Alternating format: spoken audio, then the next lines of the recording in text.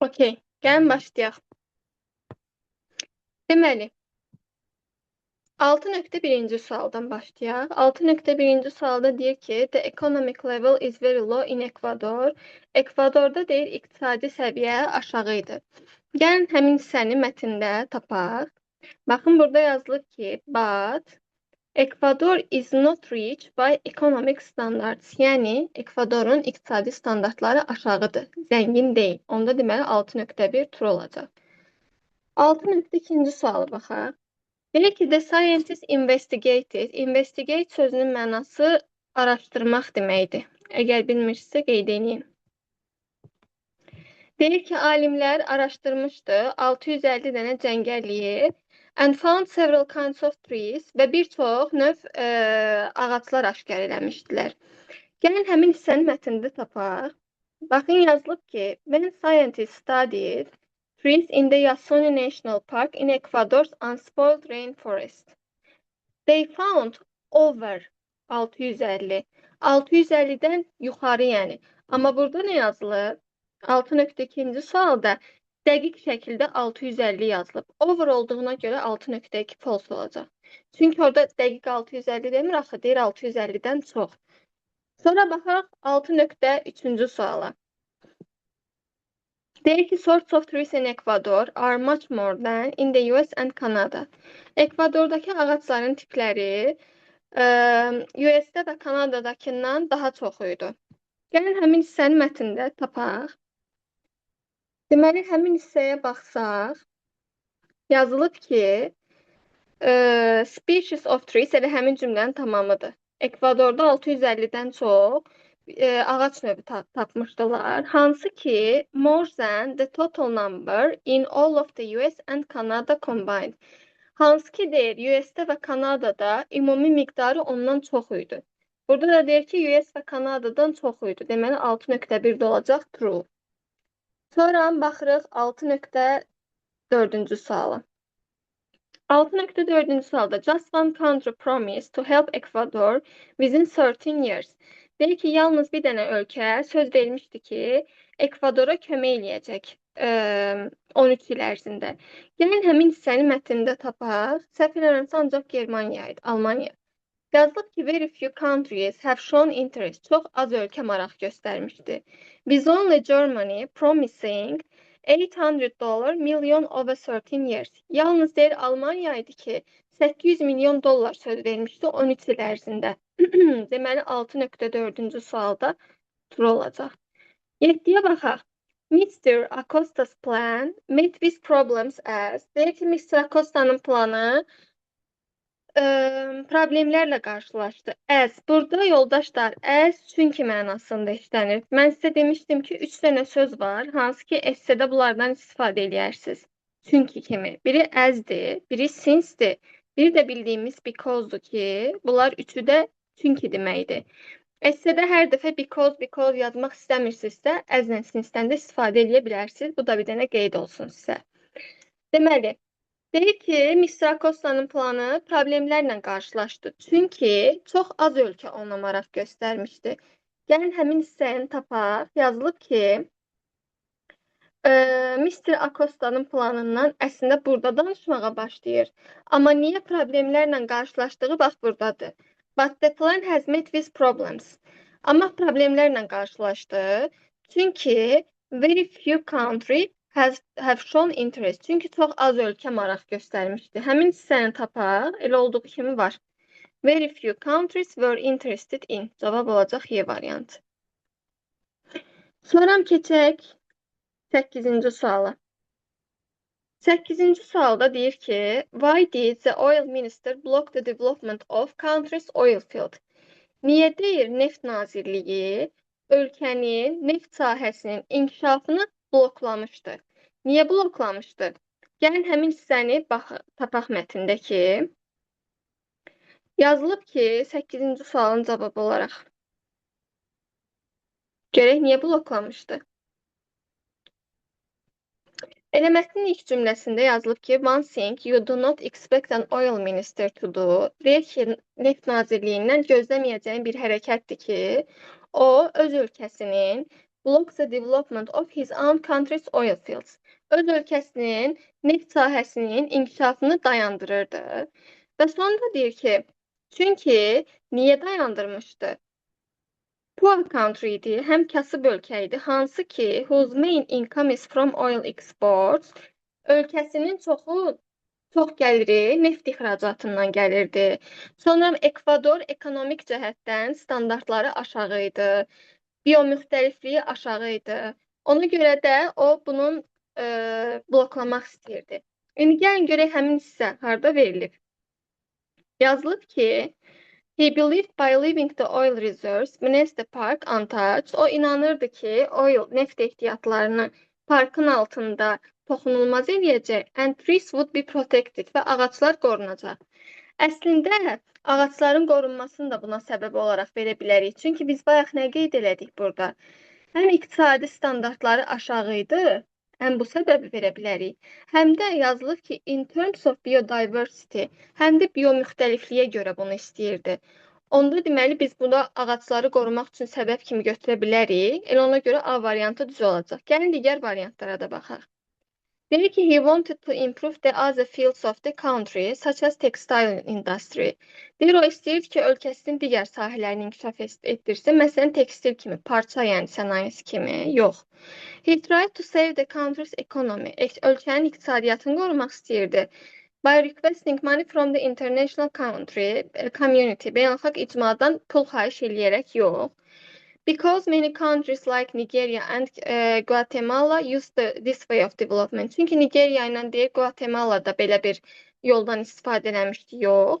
The US and Canada overused the oil in Ecuador and cut trees in the parks. Deyir, çünki ABŞ-la Kanada neftdən overuse eləmişdi, çox istifadə eləmişdi və Ekvadordakı ağacları kəsmişdi. Heç biri uyğun gəlmədiyinə görə biomüxtəlifliyi səbəb götürərək A variantının bu hissəsini götürmək olar. Sonra baxaq 9-cu suala. Deyir ki, to leave the oil reserves beneath the park untouched, mean in the passage. Bu cümlənin mənası deyir mətndə nə deməkdir? To leave the oil reserves. Neft ehtiyatlarını tərk eləmək. Harda? Beneath the park untouched. Parkın deyir altında untouched olaraq, yəni toxunulmaz olaraq qoymaq. Untouched toxunulmaz deməkdir. Bu deyir nə deməkdir? Sizcə nə demək olar? Ağacları qorumaq mənasında işlənib də. Həm də ki, neft ehtiyatları nə etməmək, istismar eləməmək. Gəlin baxaq. To close down the oil fields. Bütün neft sahələrini bağlamaq, yox. Derive benefit from resources beneath the park. Deyir ki, ehtiyatları, resursları parkın altından məhrum eləmək. Yəni gəlirindən məhrum eləmək, yox. Not to block the development of oil fields. Neft sahəsinin inkişafını bloklamamaq. Axı burada neft sahəsinin inkişafından danışmır. Həm ağaclardan danışır. Daha doğrusu ağaclardan yox, neft ehtiyatlarından danışır sırf. Ona görə C variantı getdi. To make the country riches in terms of biodiversity. Deyir ki, ölkənin biomüxtəliflikliyin riches eləmək, daha zəngin eləmək. Biomüxtəliflikdən yox, bizdə oil reservesdən danışır, neft ehtiyatlarından. D də getdi. Y-yə baxın. Not to exploit oil reserves. Neft ehtiyatlarını istismar etməmək. Cavab olacaq Y variantı. Yoldaşlar, istismar etmək sözünü qeyd edin. Exploit istismar etmək deməkdir. Yəni,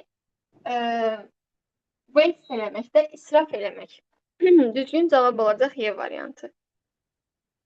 Sonra baxaq 10-cu suala. 10-cu sualda bizdən soruşur ki, mətndə hansı suala cavab var? Baxaq. How much money did Ecuador ask the international community to pay? Deyir ki, Ekvador nə qədər pul istəmişdi beynəlxalq icmadan? Səhv eləmirəmsə, bunun cavabı mətndə var idi, 3,6 milyon olmalı idi. Ecuador asked the international community to pay 3.6 billion, not extracted. Birinci sualın cavabı var. Biri götürürük. Sonra baxaq 2-yə. How many species of trees are there in the US and Canada? Deyir ki, US və Kanadada nə qədər ağac növü var idi? Mətndə bir də qeyd olunmuşdu ki, Ekvadorda US və Kanadadan çox ağac növü var. Amma nə qədər olduğu haqqında məlumat yox idi. Why was Alberto Acosta appointed Ecuador's oil minister? Appoint təyin etmək deməkdir. Məncə bu sözü keçmişdik. Deyir ki, niyə Alberto Acosta'nı Ekvadorun neft naziri olaraq təyin eləmişlər? Niyəsi yox idi. Sadəcə neft naziri olduğu verilmişdi amma. 4-ə baxaq.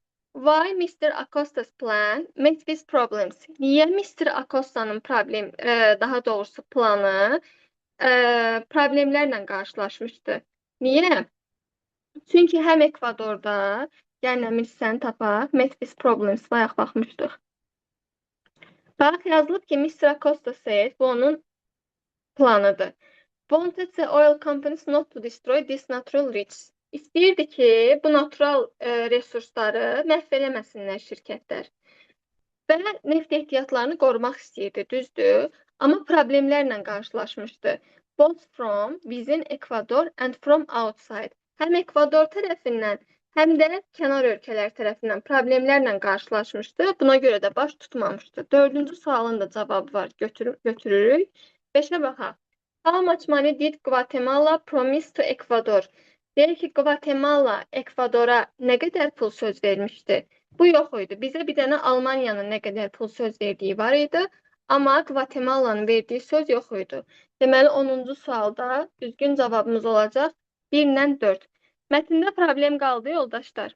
Yoxsa hamıya aydındır bütün suallar? Aydındır mən. Okey. Onda gəlin keçək leksik qrammatik suallara. 11-ci sual passive voice ilə bağlı bir sualdır. Düzdür, passive voice-u sizlə ayrıca bir bölmə kimi keçməmişik, amma az çox haqqında məlumatımız var. Biz passive voice-dan danışanda demişdik ki, bizə əsas lazım olan, görməli olduğumuz şey köməkçi feil üstəgəl V3 formatıdır. Köməkçi feil dediyimizdə nə idi? Məsələn, indiki sadə zamanda olurdu. Am, is, are üstəgəl V3. Keçmiş sadədə olurdu. Was, were üstəgəl V3. Nə bilim, bitmiş zamanda olurdu. Have, has və yaxud da keçmiş isə had üstəgəl been üstəgəl V3. Yəni, baxırdı ki, hansı zamandır. Sonra passivdə bizə lazım olan feilin təsirli olmasıydı. Təsirli feil də nə idi? Nəyi sualına cavab verən feil. Əgər bu 2 dənə göstərici var idisə, biz o vaxt danışa bilərik ki, söhbət passive voice-dan gedir. Bizə deyir ki, verilən cümləni passivə çevir amma. Gəlin verilən cümləmizi passivə çevirək. Deyir ki, who built many new settlements along the coast? Kim tikib nəyi? Many new settlements along the coast. Coast nə idi? Yadımdan çıxdı tərcüməsi. Sahildir də, səhv eləmirəmsə. Sahil boyunca deyir, bu yaşayış yerlərini kim tikib? İndi biz deməliyik ki, new settlements kim tərəfindən tikilib? Birinci baxıram ki, cümləm hansı zamandadır? Cümləm keçmiş sadə zamandadır. Keçmiş sadəndə burada qeyd elədik ki, was were üstəgəl B3-dür. Və biz də demişdik ki, passive voice-u yaradanda nəyi qabağa veririk? Tamamlığı qabağa veririk. Cümləmin tamamlığını da necə tapırdım? Nəyi sualından sonra, feildən sonra gələn mənim tamamlığımdır. Bax, who built, kim tikdi? Deyirəm ki, nəyi? Many new settlements. Bu mənim tamamlığımdır. Tamamlığım cəmdə olduğuna görə mən istifadə eləyəcəm were-dən. İndi baxaq. Bu sonra were gəlməlidir. A variantında was var. Avtomatik A-nı çıxıram. B variantına baxaq. Who were built many new settlements by along the coast. Burada mübtəda ilə feilin yeri səhv düşüb. Çünki biz sual cümləsinin ardıcıllığını necə demişdik? Birinci gəlirdi sual sözü. Ondan sonra gəlirdi köməkçi feil. Sonra gəlirdi mübtəda. Ondan sonra gəlirdi əsas feil. Burada bax, köməkçi feil ilə əsas feil yan-yana gəlir. Yadınızda saxlayın ki, yoldaşlar, heç vaxt köməkçi feil ilə əsas feil yan-yana işlənməz. Əgər söhbət sual cümləsindən gedirsə. B variantı getdi. C-yə baxaq. By whom were many settlements built? Burada built yox, built olmalıydı. Çünki passivdə feilin hansı formasından istifadə olunur? V3 formasından. C variantı buna görə çıxdı. D-yə baxaq. Who mənim sual sözüm, were mənim köməkçi feilim, many new settlements oldu qabağa verdiyimiz tamamlıq, hal-hazırki mübtədamız, build-dakı feilin 3-cü forması əsas feilim. D variantında mən heç bir problem görmürəm. Düzgün cavab olacaq D variantı. Y-nin səhvi ilə C-nin səhvi eynidir. Burada build yox, build olmalıydı. Əslində məntiqlə C-ni də Y-ni də bir yerdə çıxmalıydı. Çünki ikisi də eyni şeydir. Sadəcə C variantında bayı gətirib cümlənin əvvəlinə verib. Y-də də heç bayı yoxdur. Yoxsa var, var imiş. Düzgün cavab olacaq D variantı. 12-yə baxaq. 12-ci sualda deyək ki, complete the sentence, cümlənin tamamlanması. Bilmirəm, yadınızda qalıb yoxsa yox. Mən sizə demişdim ki, əgər sualın başında cümləni tamamla sözü yazılıbsa, nöqtələrin yerinə qoyacağımız cümlə nəqli cümlə yox, daha doğrusu sual cümləsi yox, nəqli cümlə olmalıdır. Nöqtələrin yerindəki cümlə nəqli cümlə olmalıdır. Və biz də qeyd olaraq yazmışdıq ki, want to know-dan sonra Z gəlməz. Əgər variantlarda Z varsa, həmin variantı çıxırıq, burada yox olur. Sonra demişdik ki, why olan cümlənin sonunda for olmaz. Bitmiş zaman olan cümlədə, yəni have, has və yaxud da had olan cümlədə üçüncü forma olmaz. Daha doğrusu səhv dedim. Bitmiş zamanın formulu budur. Ben olan cümlədə bitmiş zaman olmaz. Başım gedib. Bendən sonra bitmiş zaman olmaz. When'dən və what time'dan sonra bitmiş zaman olmaz. Əgər cümlənin tamamlanmasıdırsa. İndi gəlin baxaq cavabları. Bir də uşaqlar, yadınızda saxlayın ki, əgər baş cümləviz keçmiş zamandadırsa, budaq cümləviz mütləq keçmiş zamanda olmalıdır. Bu ancaq keçmişə aiddir. Baxaq. A variantına baxsaq, A variantı sual cümləsidir. Bağlayıcıdan sonra birbaşa köməkçi feil gəlibsə, həmin cümlə sual cümləsi sayılır. A getdi. Axı biz dedik nəqli cümlə olmalıdır. B-yə baxaq. What mənim bağlayıcım. Deməli mənim mübtədam, was da köməkçi feilim. Nəqli cümlədə heç bir problem yoxdur. B variantı düzdür. C variantı bax burada yazdığım qeyddir. When və what time olan cümlədə bitmiş zaman olmaz. What time yazıb, amma has üstəgəl V3 var. Buna görə C variantı səhvdir. D variantı sual cümləsidir. When'dən sonra birbaşa köməkçi feil yazıb sual cümləsinə çevirib. Nəqli olmalıdır. D getdi. Y-yə baxaq. Y də sual cümləsidir. Bağlayıcıdan sonra birbaşa köməkçi feil gəlib. Y-ni də çıxdım. Düzgün cavab olacaq B variantı. Sonra baxaq 13-cü suala. 13-cü sualda nisbə vəziflərlə bağlı bir sualdır.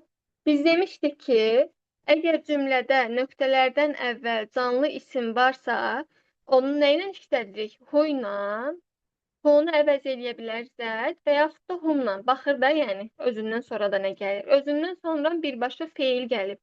Deməli, bu nöqtənin yerinə qoyacağım şey mübtədanın yerində oturmalıdır. It was Sam. Sam idi. Kim ki, mənə dedi. Kim ki deyirəmsə olacaq who, A-nı, B-ni, C-ni avtomatik sildim. Kim ki mənə dedi, to find my friend, dostumu tapdım. Sual verirəm, dostumu hardan tapdım? Onda nə olacaq? D variantı. Bax, əgər nöqtələrin yerinə qoyacağınız nisbə vəziyi tapa bilmirsinizsə, bax bu nöqtələrin yerinə sual verin. Özündən sonraki cümləyə sual verin. To find my friend, dostumu tapmaq. Dostumu tapmağa avtomatik sual çıxır ki, harda tapmaq və yaxud da nə vaxt tapmaq. İkisindən biri olsa da düz olar. Düzgün cavab olacaq D. Harda sual olsa kəsin soruşun uşaqlar. 14-cü suala baxaq. 14-cü sualda I asked him, ondan soruşdum. Bax, yenə nöqtələrdən sonraki cümləyə sual verin. Əgər bağlayıcı əvəzlikdirsə, bağlayıcını soruşur, bax. Deyir ki, conjunctive word, bağlayıcı sözü tapın. Cities he had visited. Onun ziyarət elədiyi ölkələr. Avtomatik sual çıxır. Hansı ölkələr? Demirsən ki, hara ölkələr, nə vaxt ölkələr? Olacaq hansı ölkələr? Düzgün cavab olacaq C variantı. In which V-yə bərabərdir. In which ilə V-yə eyni şeydir. What kind-ın of-u yoxdur. Sonra necə ölkələr demirsən ki, deyirsən ki, hansı ölkələri ziyarət edib? How much da ola bilməz. Çünki ölkələr sayılandır. Olmalıdır how many. Sonra baxırıq 15-ci suala. 15-ci sualda bağlayıcı ilə bağlı bir sualdır. His injury, onun yarası. Sonra da deyir ki, the boy wanted to play for his team in the final game. Oğlan istəyirdi ki, final oyununda komandası üçün oynasın. Deməli deyəcəksən ki, yarasına baxmayaraq və biz də demişdik ki, əgər nöqtələrdən sonra söz və yaxud söz birləşməsi gəlibsə, in spite of-la despite-dan istifadə olunur. In spite-ın of olmadığına görə B səhvdir. Düzgün cavab D-dir. Zo'dan sonra cümlə gəlməlidir. Because of-dan sonra because-la because of-un fərqi də eynidir. Bax, because-la because of-un fərqi nədir? Because-dan sonra cümlə gəlir. Necə ki deyə zo'dan, also'dan, even zo'dan sonra cümlə gəlir. Because-dan sonra cümlə, because of-dan sonra da söz və yaxud da söz birləşməsi gəlir. Bunların da fərqi eynidir. Düzgün cavabımız olacaq D variantı. Sonra baxırıq 16-cı suala. 16-cı sualda bizdən antonimin soruşur. Həmişə cümlənin suala cavab verəndə başlığı oxuyun. Birdən sinonim götürərsiniz. Bax, confident özgüvənli deməkdir. Özünə inamlı, özgüvənli. Permanent də daimi deməkdir. Daimi, həmişəlik. Bizdən əksini soruşur. A variantında doubtful, şübhəli deməkdir. Full time-daki bilirsiniz də full time elə. Furious, qəzəbli deməkdir. Eternal da daimi deməkdir. Unsure, əmin olmayan. Şübhəlidir, əmin olmayan. Temporary-də müvəqqətidir. Elə cavab olacaq C variantı. Özgüvənlinin əksi əmin olmayan olacaq, yəni güvənsiz. Daiminin əksi də müvəqqəti olacaq. Düzgün cavab C-dir. Tolerant dözümlüdür. Temporary-də dedik, müvəqqətidir. Sure əmindir, part-time-daki yarı vaxt, yəni. O deyirləri part-time işləmək, yəni günün yarısını işləmək. Cavab olacaq C.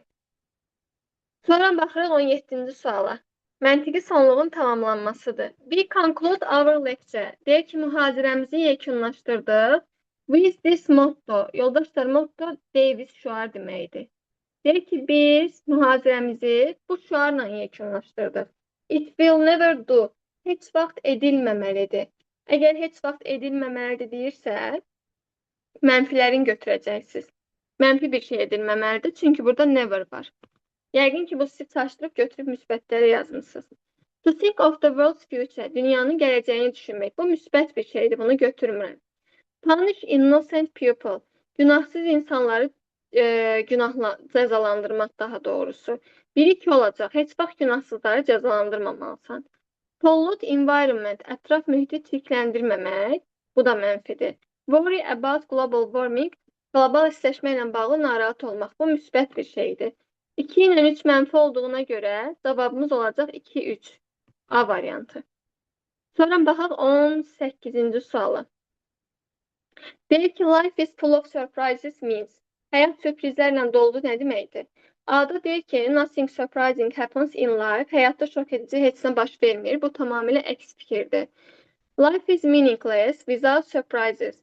Həyat bir sürpriz olmadan mənasızdır. Burada həyatın mənasız və yaxud da mənalı olduğundan danışmır. Life itself is an undesirable surprise. Deyir ki, həyat heç arzu olunmaz bir sürprizdir. Əlaqəsi yoxdur. Unexpected things may occur in life. Occur sözü yoldaşlar, happen sözünün sinonimidir, baş vermək deməkdir. Unexpected də gözlənilməz deməkdir. Deyir ki, həyatda gözlənilməz şeylər baş verə bilər. Yəni, həyat sürprizlərlə doludur. Cavab D-dir. Yerdə də yazılıb ki, expecting surprises from life is a waste of time. Deyir ki, həyatdan gözlənilən sürprizlər vaxt itkisidir, əlaqəsi yoxdur. Cavab olacaq D variantı. Sonra baxırıq 18-ci suala. 18-ci sualda bizdən make-up'ı soruşur, hansı ki qəbulun ən sevdiyi sualdır. Hekayə düzəltmək. Gəlin baxaq. Cavablarla işləsək, ən çox başlayan variantımız 5-dir. 5-dən baxıb görək başlaya bilirik. Deyək ki, Mr. Brown was lying in bed when a thief entered his room, tried to open the lock of his writing desk. Mr. Brown deyir, yatağına uzanmışdı. Nə vaxt ki, oğru onun otağına daxil oldu və yazı masasının kilidini açmağa çalışdı. Okey, olar. 5-dən sonra 2 gəlir. The thief was sure that Mr. Brown was asleep. Deyir, oğru əmin idi ki, Mr. Brown yatıb. 5-2, 5-2 ilə davam edirik. Ya 1 gəlir, ya da 4 gəlir. Birdə deyir ki, what are you laughing at? Nəyə gülürsən? Oğru soruşdu. Nə əlaqəsi var? 5-2-dən sonra 1 gələ bilməz. Y variantını çıxdım. He was astonished when he heard a loud laugh behind him. Deyir ki, o arxasında gülüş səsini eşidəndə şoka düşdü. Nə gülüş səsi? Hələ bilmir yaxşı söhbət nədən getir. C də getdi. Deməli 5 ilə başlaya bilmirəm. 3 ilə görək başlaya bilmirik. Başlaya bilirikmi? Başlaya bilmərik. 3 ilə də başlaya bilməzsiniz. 1 ilə də başlaya bilməzsiniz. Çünki bunlar kiminsə dilindən deyilən bir şeydir. Axı mən hələ bilmirəm söhbət kimdən gedir. 3 ilə 1-i də çıxdım. Düzgün cavab avtomatik çıxır ki, D-dir. Yenə də baxaq ardıcıllığına. D variantında mən deyəsən səhv getdim uşaqlar. D ola bilməz. C variantı. D-dir. 18, Yox, 19. C variantı. Deyirəm, axı səhv getmişəm. D ilə başlaya bilmərik axı. Çünki D-də he was astonished deyir. O şoka düşdü. Kim şoka düşdü? Hələ bilmirəm axı söhbət kimdən gedir. Bu getdi. Y-ni düz çıxmışıq, amma C düz olacaq. Gəlin C-yə baxaq. 5-2-dən sonra 4 gəldi. 2-də nə demişdi? Deyir ki, oğru əmin idi ki, Mr. Brown yatıb. Sonra arxasında gülüş səsi eşidəndə şok oldu. What are you laughing at? Oğru soruşdu ki, nəyə gülürsən? Hə, indi düzəldi. O da deyir ki, mən gülürəm, çünki sən pula görə baxırsan. Harda ki, mən heç gün ərzində orada pul tapmıram. Düzgün cavab C-dir. Mən prosta burada he was astonished olanda biraz mənə mənasız gəldi ki, gülür, nəyə gülür? Ona görə. Sonra baxaq 20-ci suala. 20-ci sualda nöqtələrin hərəsinin yerinə 1-in yazmalısınız. Deməli, birinci gəlin tərcümələrin yazaq. Innocent günahsızdır. Impolite nəzakətsizdir. Impatient səbirsizdir. Inattentive diqqətsizdir. Industrious uşaqlardan nə vaxt soruşansa sənaye ilə bağlı bir şey deyir. Industrious zəhmətkeşdir. Industry sənayedir deyə elə bilirlər ki, onunla bağlıdır. Deməli, baxaq. He can't wait for you so much. O deyir, səni çox gözləyə bilməyəcək. Çünki o necə insandır? Səbirsiz. Birə gedəcək C. We all appreciated. Biz də ET-də hörmət edirik, dəyər veririk. Nəyinə görə? Zəhmətkeş xarakterinə görə. Bir dənə müsbəti zəhmətkeşdir. C-Y. The judge decided to release him. Uşaqlar, release sözünün mənası buraxmaq, azad etmək deməkdir. Buradan ox qoyum, qarışdırmayın. Buraxmaq, azad etmək.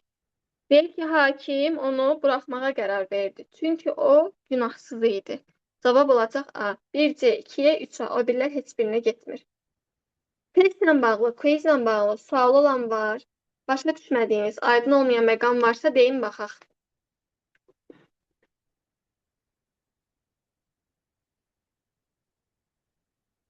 Aydındır hamıya bütün suallar. Bəli, Tamam, indi yeniyəcəyik. Bir yerdə esse yazacağıq.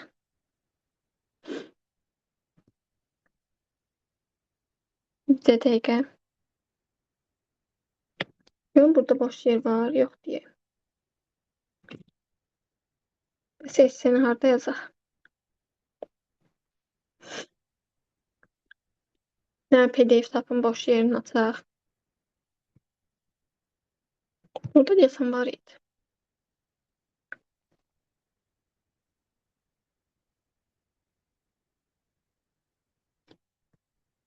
Buradan silə-silə yazarıq da.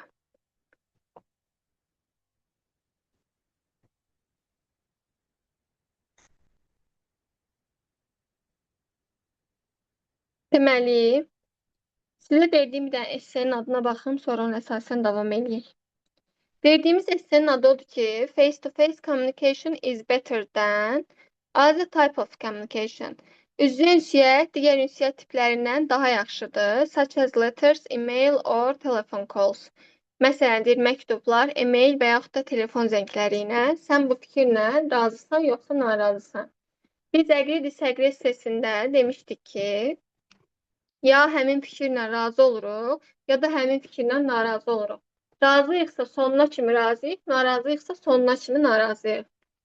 Birinci gəlin xatırlatma kimi eləyək ki, Essemiz hansı hissələrdən ibarət idi? Introduction giriş, body 1 əsas hissə 1, body 2 əsas hissə 2 və conclusionla nəticə olan hissələrdən ibarət idi. Birinci introductionla başlayaq. Hansı ki biz keçən dərs onun izahına baxmışdıq. Demişdik ki, introduction hansı hissələrdən ibarət idi? Birinci hissəni paraphrase eləyirdik. Sonra ikinci nə edirdik? Your opinion. Sənin fikrin. Üçüncü thesis statement yazırdıq. Yəni essedə nədən danışacağım, nədən söhbət eləyəcəm. Deməli, bizim essemizin adı oldu ki, face-to-face communication is better than other types of communication. Bu cümləni tərcümə eləməliyik. Daha doğrusu tərcümə nə idi? Birinci paraphrase eləməliyik. Paraphrase eləyəndə mən sizə demişdim ki, ya sinonimlərlə əvəz eləyin, ya inversiya eləyin, sözlərin yer dəyişmə eləyin. İstənilən cür eləyə bilərsiniz. Və demişdik ki, paraphrase eləyəndə birinci bəzi şablon sözlər var ki, onlarla başlamalıyıq. Məsələn, mən başlayıram, deyirəm ki, some people believe that. Bəzi insanlar inanır ki, və gəlirəm essenin adını paraphrase eləyirəm. Deyirəm ki, bax, burada uşaqlar yazıram ki, face to face'i əvəz eləyəcəm indirect communication'la. Üzlü ünsiyyət indirect communication'da olar, traditional communication'da olar, ənənəvi yəni. Yazırıq ki, some people believe that indirect communication, yəni üz-üzə ünsiyyət, is effective, daha effektivdir. Bir təni mən dəyişib eləyirəm effective, than, o birisinin olduğu kimi saxlayaq ki, other types of communication'da gəlin dəyişək, interaction eləyək. Ünsiyyət yəni. Digər ünsiyyət növlərindən. Other types of interaction. Sonra da qalanın olduğu kimi yazaq ki, such as phone calls, letters. Phone calls, letters and emails da yazaq. And emails. Bu oldu mənim parafrazım. Cümlənin məzmunun, mənasının olduğu kimi saxladım. Bir dənə face-to-face communication-ı indirect communication-la əvəz elədim. Bir dənə effective-lə əvəz elədim. Communication təkrar olmasın deyə interaction-la əvəz elədim. Gördünüz, sinonimlərlə əvəz elədim. Cümləmi paraphrase elədim. Və dedik ki, paraphrase-dən sonra nə etməliyik? Paraphrase-dən sonra your opinion olmalıdır. Bu fikirlə razısan, yoxsa narazısan? Mən bu fikirlə razıyam. Məsələn, mənim fikrim odur ki, mən bu fikirlə razıyam. Onda necə yazaq? Deyirəm ki, I agree that mən razıyam ki, traditional, ənənəvi, təkrar eləməyək də face to face, nə bilim indirect. Yazıram ki, traditional interaction, ənənəvi ünsiyyət is better than other forms. Digər formalardan daha yaxşıdır. Other forms. Sonra thesis statement-i yazıram. Yəni fikrimi əsaslandırıram. Hansı ki, body 1 ilə body 2-də onun haqqında danışacağam. Essedən əgər qəşəng bal yazmaq istəyirsinizsə, mütləq şəkildə thesis statement-i bunu yazmalısınız. Thesis statement bilirsiniz nə uşaqlar? Reasonlarınız, səbəbləriniz. Burada qısa şəkildə 2 dənə səbəb yazırsınız ki, bodylərdə onları əsaslandıracaqsınız. Niyə belə oldu? Hə, deməli, dedim ki, mən bu fikirlə razıyam ki, traditional daha yaxşıdır. Niyə yaxşıdır? İndi bax onu yazacağam. Yazacağam ki, this is because, ona görə ki, it helps, o kömək edir. Nəyə? Maksimum sadə sözlərlə yazmağa çalışıram ki, siz də başa düşəsiniz. It helps people, insanlara kömək edir. Nəyə görə? Understand each other better, bir-birini daha yaxşı başa düşsün. each other better. Sonra da yazaq ki, bu mənim birinci səbəbimdir, bax. Understand each other better. Bu reason 1-dir. Bir-birini daha yaxşı başa düşsün. And və build qursunlar nə? Stronger relationship. Daha güclü nə əlaqə? Bu mənim oldu introduction'ım. Bu da mənim ikinci səbəbimdir. Mən gəlib, bodyləri sorursaz, mən gəlib body 1-də bu səbəbdən danışacağam. Bir-birini daha yaxşı başa düşmək. Body 2-də bu səbəbdən danışacağam. Əsaslandıracağım da yəni fikrimi. Bu oldu mənim introduction'ım. Okeydir hamımıza. Təxmini belə bir şey yazmısınız uşaqlar? Bəli, müəllim. Fərqli yazmışdım ben onu. Axırda onsuz hamımızınkini oxutduracağam. Prosta ki, mən sizə yazıram ki, daha yaxşı otursun. Bu essenin məndə hazır forması da var. Biraz mürəkkəb forması, onu da yazmışam. Onu da göndərərəm, orada baxarsınız. Zaten esse praktik elədikcə düzəlir. Bax, uşaqlar, bu oldu mənim introduction'ım. Introduction'dan sonra gələcək bodylər. Bir də sizə bir dənə qeyd edeyim ki, introduction'da çalışın ki, sözünüz 40-50 arası olsun. Hələ 50 çoxdur, 40-50 olmalıdır. Çünki introduction digər hissələrdən daha qısa olmalıdır. Conclusion, nəticə hissəsi, introduction'la da qısa olur. Amma introduction'dan bodylərimiz arasında mütləq şəkildə fərq olmalıdır ki, bu daha qısadır. İndi bilmirəm, saymadım yazdıqca. Yəqin ki, mənim introduction'da bir 40-45 dənə söz var. Yəni çalışın ki, bu uzunluqdan keçməyəsiniz. İndi introduction'dan sonra gəlib yazılırıq bodyləri. Mən bu hissəni silim. İstəyirsiniz screen eləyin. Qalsın özünüzdə. Çünki silib body 1-i yazacağım. İndi biz deməli body 1-də nəyə əsaslandıracağıq? Understand each other better. Bir-birini daha yaxşı başa düşmək. Body 2-də nəyi? Stronger relationship. Daha güclü əlaqələr. İndi gəlin hələlik body 1-i yazaq. Buradan yazıram ki, bax, buradan yazaq ki, body 1, birinci əsas hissə, better understanding. Daha yaxşı anlaşma. Belə uzadıb yazıram ki, başa düşəsiz də bodylər necə yazılır. Deməli, gəlib birinci bodyyə başlayanda bəzi şablon sözlər var ki, ondan istifadə eləməliyik. Məsələn, deyirəm ki, first of all, birincisi və yaxud firstly yaza bilərsiniz. Deyirəm ki, birincisi face-to-face communication. Birinci fikrimi elə ki, yenidən təkrarlayıram ki, yada düşsün ki, face-to-face communication, üz-üzə ünsiyyət, helps people, insanlara kömək eləyir, understand each other,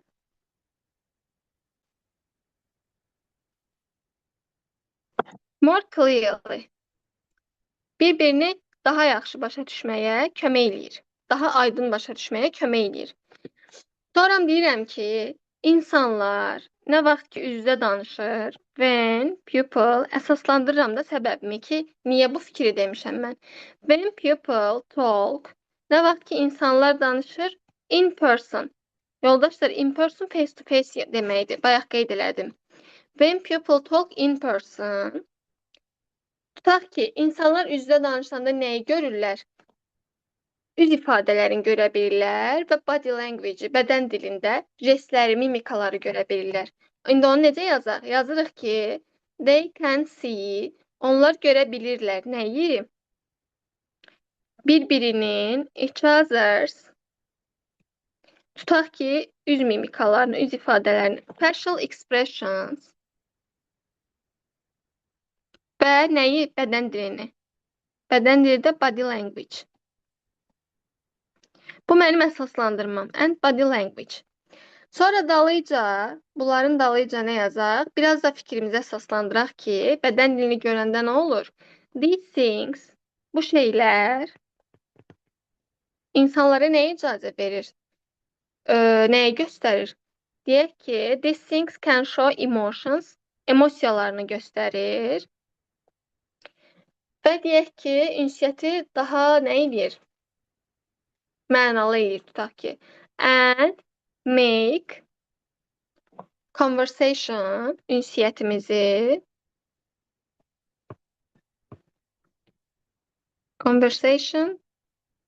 more meaningful, daha mənalı eləyir. Və uşaqlar, fikrinizi əsaslandırandan sonra yaxşı olar ki, hətta super olar ki, bir dənə nə verəsiz? Nümunə verəsiz. For example, nümunəni necə verə bilərsiniz? Nümunəni istəyir həyatınızdan verir. İstəyir bir dənə job eləyin. Prosta ki, job eləyin deyəndə sonra deməyin də, Lalə müəllimə deyib job eləyin ona görə. Elə job eləməlisiniz ki, inanılır olsun da. Başa şeydir. Daha elə ki deməyin də, getdim meşəyə ayı ilə güləşdim, nə bilim, neynədim. Belə joblar yox da, inandırıcı, həyatdan olan example verə bilərsiniz. Və yaxud dostunuzun, ailənizin başına gələn bir şey deyə bilərsiniz. İndi for example, tutaq ki, deyirəm ki, məsələn, əgər if a friend, məsələn, tutaq ki, dostun sənə deyir ki, mən yaxşıyam. Tutaq ki, if a friend says, I am fine, dırnaqda deyək. Çünki dostumun dili ilə deyilir axı. I am fine, amma qəmgin görünür. But looks sad. Amma qəmgindir. But looks sad. Və biz başa düşürük ki, nəsə olub da ona. İndi necə yazaq? We can understand. Deyirəm ki, biz başa düşürük ki, pis bir şey olub. Necə yazaq? We understand that something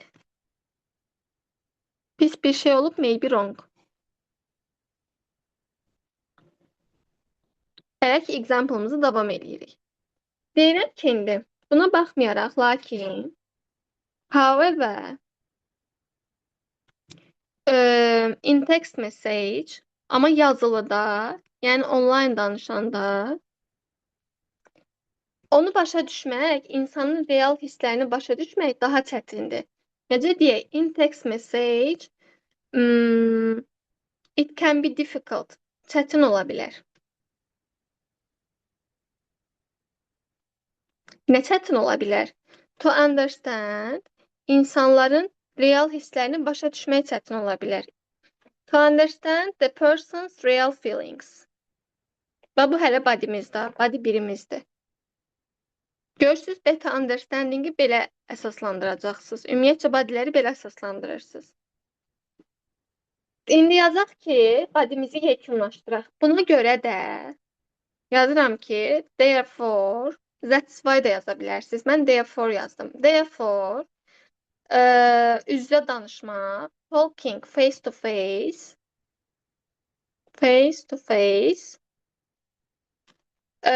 üzdə danışmaq, deyək ki, anlaşılmazlığın, yanlış anlaşmanın qabağını alır.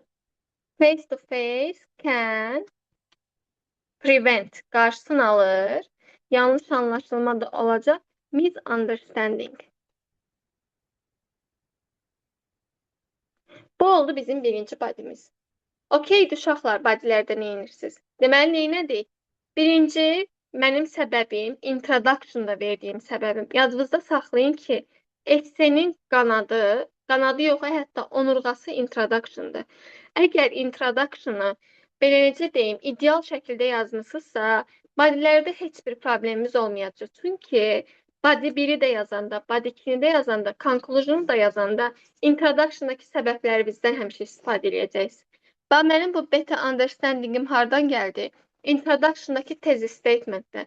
Çünki thesis statement'də səbəb olaraq nə vermişdim? Better understanding'lə stronger relationship idi, səhv eləmirəmsə, daha güclü əlaqələr. Gəlirsiniz body'də birinci beta understanding fikrini əsaslandırırsınız. Əsaslandırandan sonra niyə bu fikri verdiniz falan, bunu əsaslandırdınız. Biz necə əsaslandırdıq? Dedik ki, üzvü ünsiyyəti daha clear eləyir, aydın eləyir. Məsələn, tutaq ki, dedik ki, bir-birimizin üz ifadələrini, bədən dilini görə bilirik. For example olaraq dedik ki, üz-üzə olanda dostumuz deyəndə ki, mən yaxşıyam, amma sifətindən tutursan ki, bu adam yaxşı deyil. Üz-üzənin müsbətin bunu verdik. Example kimi bunu verdik. Və sonra body'ni yekunlaşdıranda dedik ki, ünsiyyət üzvü olmayanda bu misunderstanding'e gəlir çıxır. Yəni, yanlış anlaşılmaya gəlir çıxır. Bu oldu bizim birinci səbəbimiz və birinci body'miz. Okeydirmi body necə yazılır uşaqlar? Bəli, müəllim. Hamıya aydındır. Bəli. İndi mən burada təzədən uzadıb ikincini də yazmayacağım. Çünki dərsin vaxtından çox gedəcəkdə sinklərə də baxacağım. Bu body 2 oldu. Body 2'ye daha doğrusu 1 oldu. İkinci əsas hissəmizə səbəb olaraq stronger relationship vermişdik. Daha güclü əlaqələrin yaradılması.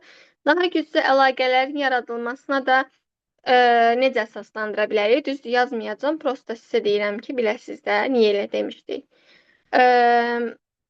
Məsələn, daha güclü əlaqələrə deyə bilərik ki, insanlar üzvü olanda bir-birinə daha yaxın olurlar, bir-birini daha yaxşı başa düşürlər. Yaxşı əlaqələri saxlamaq üçün üzvü ünsiyyət daha yaxşıdır. Sonra gəlirik conclusion'a. Çünki body-kin dedik ki, yazmayaq. Conclusion'da elə ki, essevizdə nə ki yazmısınız, introduction'da birinci əsassə və ikinci əsassə nə ki yazmısınız, onları ümumiləşdirib qısa şəkildə 2-3 dənə cümlə ilə yazırsınız. Və conclusion necə yaza bilərsiniz? Deyirəm ki, in conclusion. Bu bizim şablon sözümüz. In conclusion'dan əlavə in the end yaza bilərsiniz, finally yaza bilərsiniz, nə ürəyiniz istəsə yaza bilərsiniz. Yəni sonda, son olaraq. Tutaq ki, birinci essenin adından da istifadə edək ki, baxmayaraq ki, e-maillər, məktublar, telefon zəngləri də rahat ünsiyyət vasitələridir. Mən inanıram ki, üzvü ünsiyyət daha yaxşıdır. Çünki dediyimsə sonuna kimi razı olmalıyıq, əgər razıyıqsa. Yazıram ki, baxmayaraq ki, although e-maillər, çünki essenin adında bunlar var idi. Məktublar, letters, and telephone calls. And-dən əvvəl vergül olur, unutmuruq. And telephone calls are convenient ways. Convenient uşaqlar rahat deməkdir. Are convenient ways. Rahat yollarıdır. Nəyin? Ünsiyyətin. Olacaq of communication. Və yaxud da communicating yazaq. Ünsiyyətin. Sonra da yazıram ki, I believe that, öz fikrimə gəlirəm. Mən inanıram ki, face to face communication, burada communication qısa yazıram, is better, daha yaxşıdır. Face to face daha yaxşıdır. Sonra məsələmə əsaslandırıram. Elə ki, ümumiləşdirirəm. O insanlara icazə verir.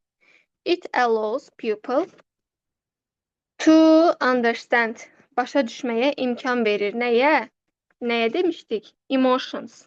Emosiyalara daha aydın şəkildə yazaq. More clearly. Emosiyaları daha yaxşı aydın başa düşməyə və güclü münasibəti inkişaf elətdirməyə kömək eləyir.